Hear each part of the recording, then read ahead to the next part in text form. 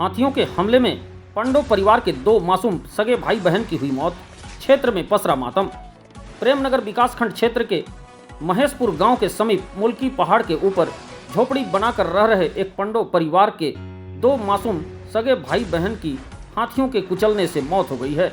बताया जा रहा है कि बीती रात लगभग 1 बजे तारा जंगल की तरफ से 11 सदस्यीय हाथियों का दल अचानक महेशपुर के जंगल पहुंच गया, जहां मुल्की नामक पहाड़ी के ऊपर झोपड़ी बनाकर रह रहे पंडो परिवार पर हमला कर 2 मासूम बच्चों की जान ले ली।